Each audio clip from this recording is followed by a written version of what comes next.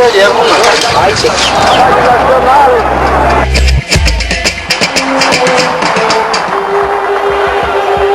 trabalhador brasileiro possui hoje seu código de conhecimento.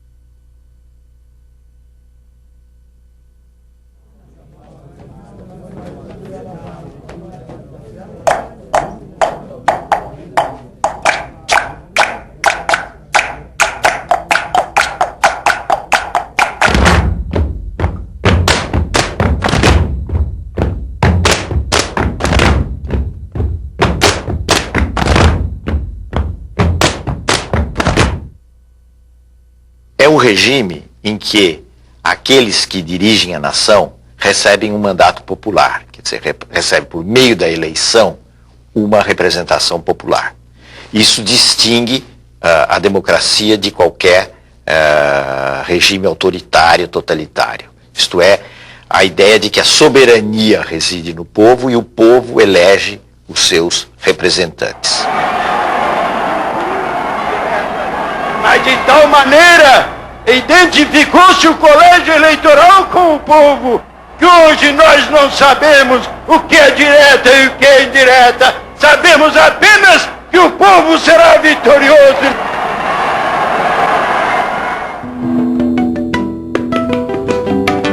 A morte do Tancredo levou à chegada ao poder do vice-presidente, que tinha sido eleito, José Sarney.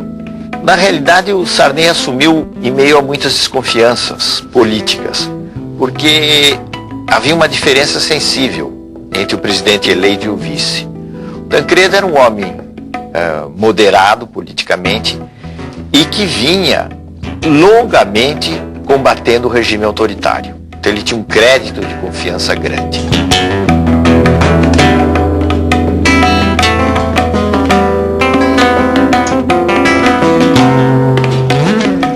O caso de Sarney era diferente. Era ainda recente sua saída da arena antes de chegar à presidência da República.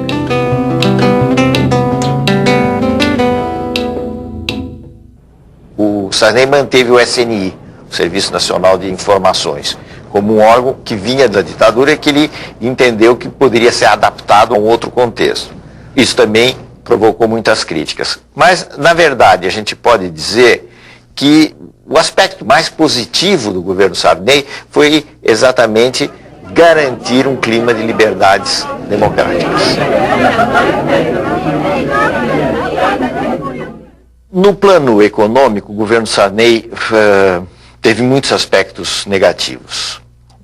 O Brasil carregava problemas que vinham já de antes: descontrole financeiro, inflação enorme, déficit público, déficit externo, e Sarney teve, em razão disso principalmente, sofreu uma queda muito grande da sua popularidade. Isso levou à adoção de um plano, que foi o Plano Cruzado.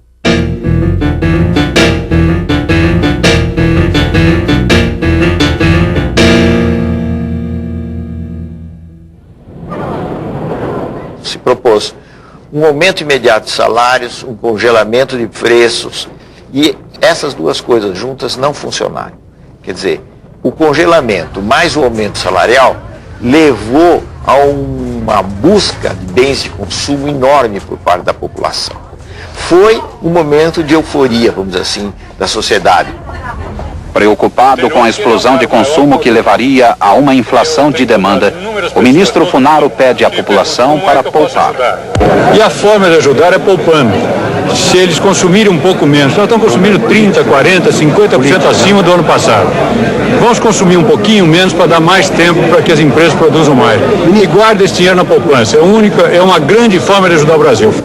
Em fins de 1986, o Plano Cruzado já fazia água, visivelmente, para os técnicos, para as pessoas que tenham maior compreensão da economia, das dificuldades, o plano fazia água. Agora, isso não era ainda claro para o conjunto da população.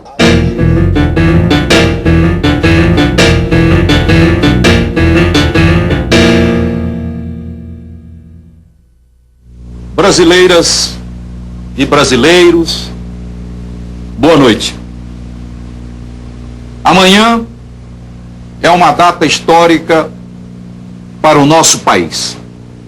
Será promulgada a nova Constituição brasileira. A gente deve identificar algumas coisas positivas e várias coisas negativas na Constituição de 88. A nação quer mudar, a nação deve mudar, a nação vai mudar. A Constituição pretende ser a voz, a letra, a vontade política da sociedade rumo à mudança. Que a promulgação seja nosso grito. Mudar para vencer. Muda, Brasil! Muda, Brasil! O aspecto positivo foi o aspecto de querer assegurar os direitos dos cidadãos, de uma forma muito ampla. O direito de obter informações nos órgãos do Estado, por exemplo, o direito das minorias, o direito dos índios, como nunca existia no passado, foram alguns exemplos dos lados positivos da Constituição. O lado negativo foi o detalhamento excessivo da Constituição. Quer dizer, a Constituição entra em detalhes de direitos trabalhistas, de direitos de maternidade, etc., que não são questões próprias de uma Constituição. O senhor votou em que nome? PRD. Partido Democrático Popular. PDP? PDP. PSDB. Do ponto de vista partidário, as alterações que ocorreram foram uma cisão no PMDB, com a formação do PSDB. O partido é como que um cais. Os que chegam são motivo de alegria. Os que partem, de saudade precoce. Nós vamos ser um partido da reforma social, sim. Nós vamos fazer as reformas. O governo anuncia o Plano Cruzado 2. Além de medidas de estímulo à poupança, o novo pacote trouxe novos preços e mais impostos. Os mais atingidos com as medidas compulsórias são os assalariados de classe média. Despenca da noite para o dia a popularidade do governo.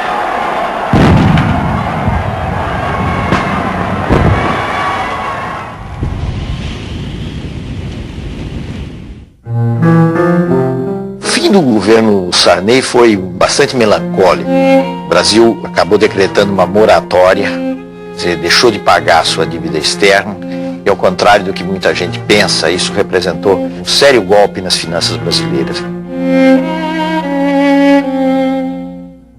As eleições na sucessão do presidente Sarney surgiram vários nomes.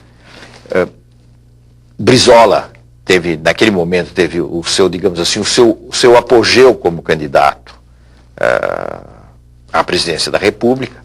Porém, a disputa acabou concentrada no segundo turno entre Luiz Inácio Lula da Silva e Fernando Collor.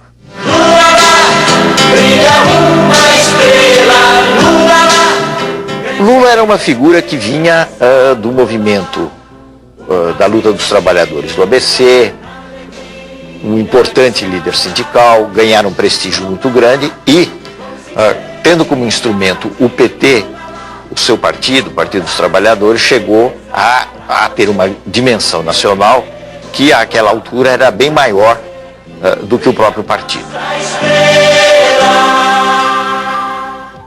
Se nós não soubermos nesse instante saber quem é que está querendo que a sociedade brasileira avance e quem é que está querendo promover um retrocesso na sociedade, o povo brasileiro poderá cometer um equívoco muito grande nas eleições de 89.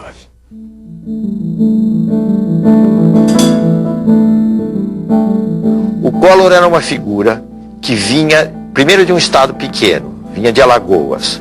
Segundo, não tinha nenhuma máquina partidária que o apoiasse. Em terceiro lugar, ele usava o marketing e usava certos temas de moralização com muita eficácia. Foi o caso da campanha contra os marajás, que iludiu muita gente, porque ele se apresentava como alguém que ia combater os altos vencimentos de um determinado setor do funcionalismo público. Eu confio no Brasil. Eu confio no futuro que está reservado à nossa pátria.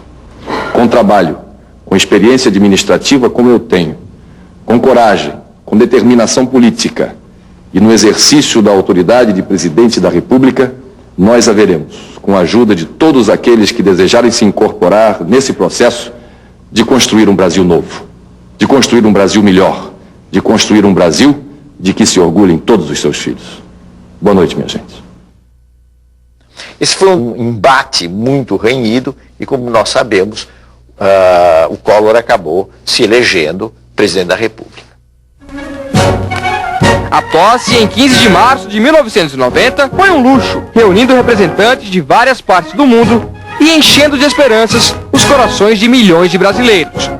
Aos escravizados, aos pés descalços, àqueles que querem justiça social no país para poder viver dignamente. Todo mundo dizia ele vai fazer alguma coisa com a economia, porque havia um desarranjo geral, a inflação estava num nível absolutamente insuportável, era preciso fazer alguma coisa. E Collor dizia, eu tenho uma bala só do combate à inflação. E o que ele tentou no plano econômico, hoje nós sabemos, foi uma medida de uma ousadia imensa, que foi o sequestro, ou se quiserem, para ser mais benévolo, o congelamento dos depósitos bancários, na prática, não é? E, inclusive, abrangendo poupança, outras formas de rendimento, etc. O plano Collor provocou um choque, vamos dizer assim, na população. Houve realmente uma queda pronunciada da inflação, mas essa espécie de plano milagroso, ao longo do tempo, foi se revelando muito menos milagroso e conduzindo o país às dificuldades econômicas. Primeiro, a uma recessão. A recessão poderia até levar a um reequilíbrio, mas não houve sequer tempo do reequilíbrio, porque o Collor foi tomado por uma onda de críticas no plano político que acabou levando ao impeachment. Na verdade, o governo Collor combinou medidas modernizadoras com um imenso grau de corrupção. O escândalo da corrupção gerou um movimento formado principalmente por jovens de classe média, exigindo o impeachment do presidente, afinal aprovado pelo Congresso.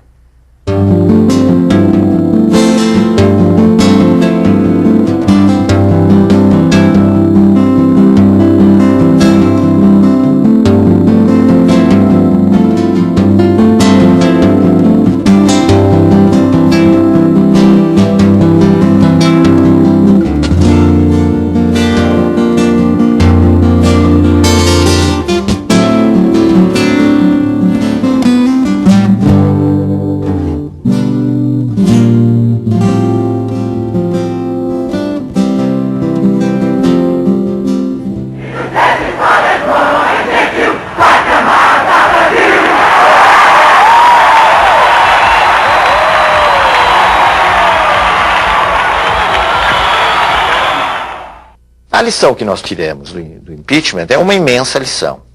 É uma coisa extremamente positiva e que nos leva a um otimismo razoável sobre a vida política brasileira, que tem muita coisa ruim, muita coisa negativa, mas que também tem muita coisa positiva.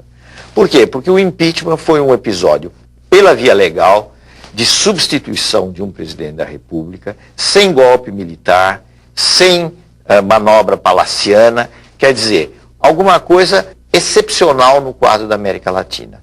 Foi um momento de um passo a mais na maturação da democracia brasileira. Iniciamos este trabalho citando que conhecereis a verdade e a verdade vos libertará. E Getúlio Vargas também, em um certo momento, disse: quase sempre é fácil encontrar a verdade. Difícil é, uma vez encontrada, não fugir dela. Espero que a nação não fuja dessas verdades. Muito obrigado.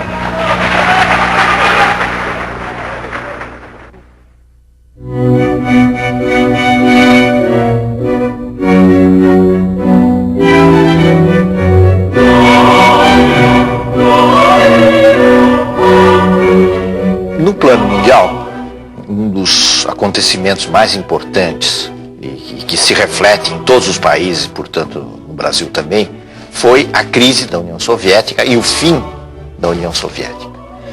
O fim, simbolicamente, foi representado pela queda do Muro de Berlim.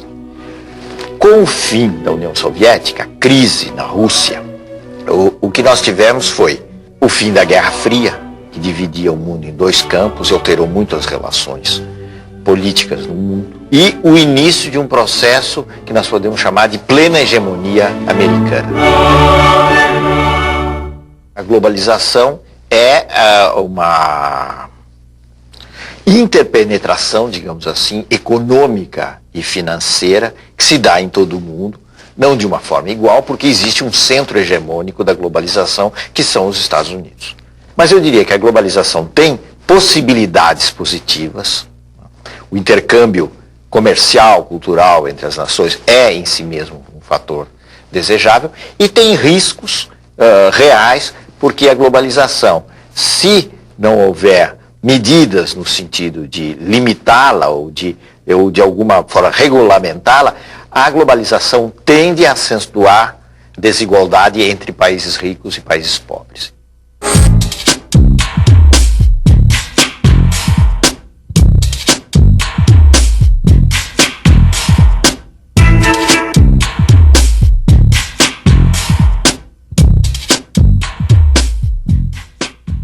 São as surpresas, os paradoxos da vida política que levaram Itamar Franco ao poder, como tinham levado Sarney ao poder. Nesse caso não havia a morte de um presidente, mas havia o impeachment de um presidente que era o Collor. Itamar era uma figura que vinha dos quadros do velho MDB, dos quadros da oposição, e que encontrara uma chance de subir na política mais, como candidato a vice do Fernando Collor.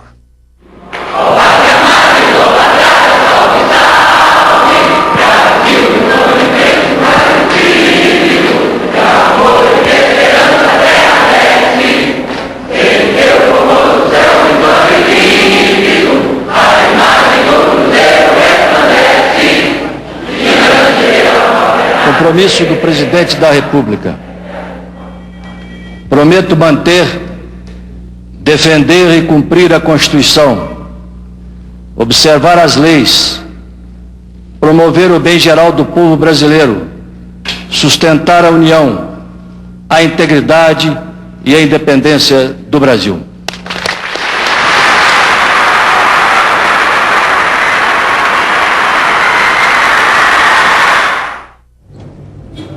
Itamar fez basicamente um governo de transição. Ele completou o período Collor. E eu creio que a coisa mais importante que ocorreu no governo Itamar foi a implantação da URV, da Unidade Real de Valor, um passo absolutamente necessário para a implantação do Plano Real. A moeda é o mais concreto dos atos de confiança das nações em si mesmas. Por isso, todos os processos inflacionários da história se relacionam com as crises políticas e com as crises morais. Com o real, o dinheiro que está no bolso do trabalhador vai manter o seu valor. Muito obrigado. Essa medida, a escolha de Fernando Henrique Cardoso para o Ministério da Fazenda, eu acho que foram os méritos mais significativos do governo Itamar.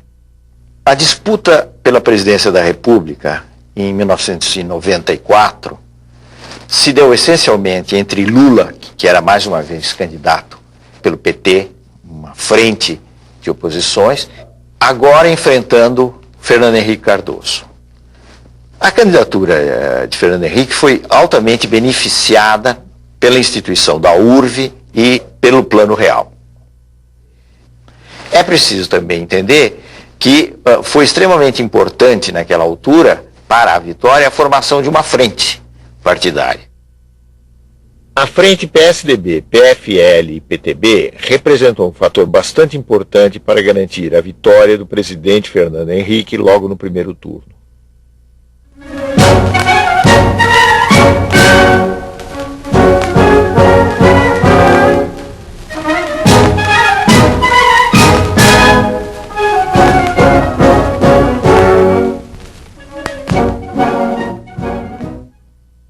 O Plano Real apresentou muitas diferenças com relação a planos anteriores.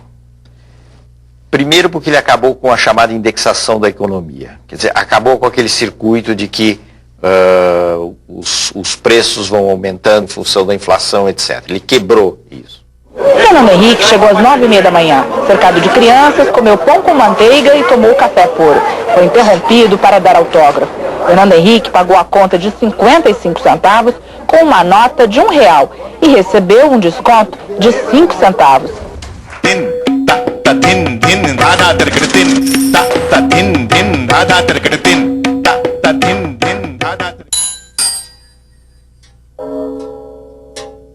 A partir dos anos 80, em todos os países da América Latina, ocorreu o que se chama uma crise do Estado, uma crise das funções que tinham sido as funções tradicionais do Estado.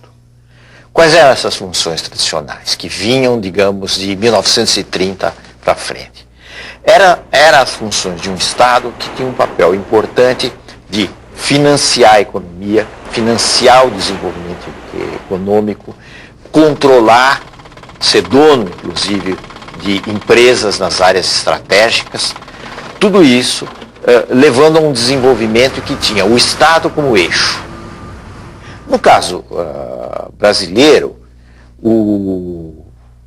a tentativa de mudar esse modelo do Estado, tornando mais flexível, privatizando serviços, começou de uma maneira muito tímida no governo Sarney.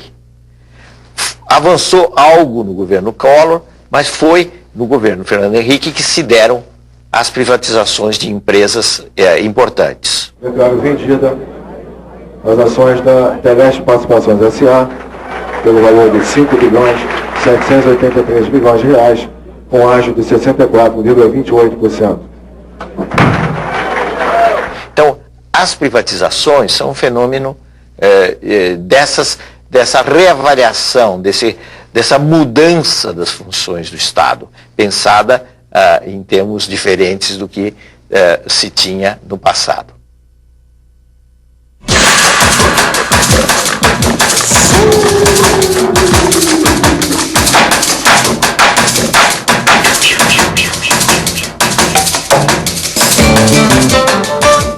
A característica do governo Fernando Henrique, do ponto de vista político estrito, vamos dizer assim, foi a existência de 2 mandatos, isto é, houve 2 eleições, a primeira e uma segunda, que levaram a 8 anos desse governo.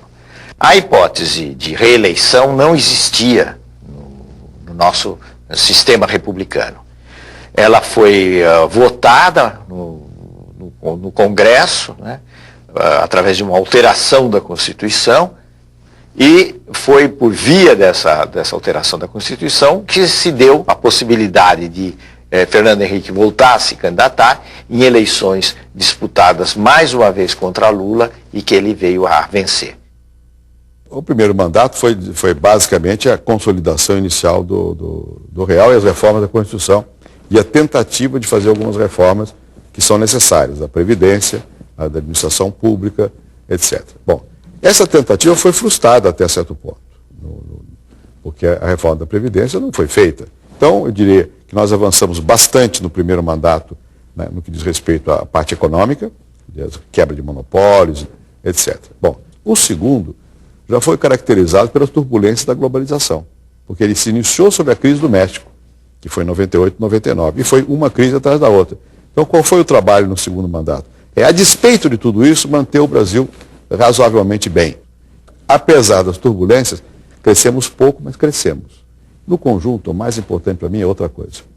É democracia e é um clima de respeito, de tranquilidade. Um clima que permitiu e permite que as pessoas exponham seus pontos de vista com toda a liberdade. Acho que isso é importante para que o Brasil possa realmente ser uma democracia, que não é fácil, por causa da desigualdade e da pobreza. As privatizações funcionaram em alguns casos, em outros não. Houve esse clima de maior responsabilidade do Estado, o gasto vinculado com a arrecadação, não se gasta o que não se tem, né? Isso é a lei da responsabilidade fiscal. Esses são os aspectos, digamos assim, mais positivos de todo esse período. Mas o governo Fernando Henrique Cardoso teve grandes méritos na projeção do Brasil no exterior, na consolidação das instituições e como exemplo de afirmação definitiva da democracia no país. Alô, Marciano. Alô, Marciano. Câmbio. Alô, planeta vermelho. Agora, o Brasil continua um país desigual. Os níveis das diferenças não foram quebrados, isso não é fácil. Houve uma redução de desigualdades logo depois do Plano Real. O Plano Real teve esse efeito muito positivo, mas ao longo dos anos, a distribuição de renda voltou a apresentar os mesmos resultados negativos.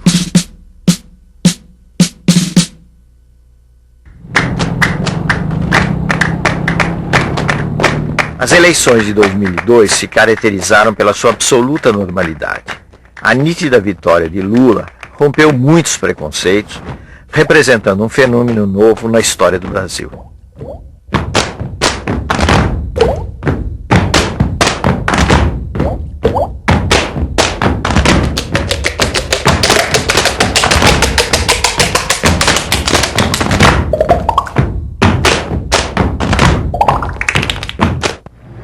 Eu não sou o resultado de uma eleição. Eu sou o resultado de uma história.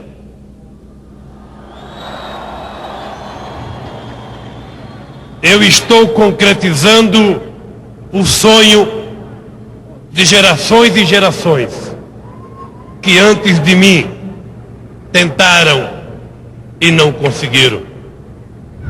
O meu papel nesse instante, com muita humildade, mas também com muita serenidade, dizer a vocês que eu vou fazer o que acredito que o Brasil precisa que seja feito nesses 4 anos. Cuidar da educação, cuidar da saúde, fazer a reforma agrária, cuidar da previdência social e acabar com a fome neste país são compromissos menos programáticos e mais compromisso moral e ético que eu quero assumir aqui nessa tribuna, na frente do povo, que é o único responsável pela minha vitória e pelo fato de eu estar aqui hoje tomando posse.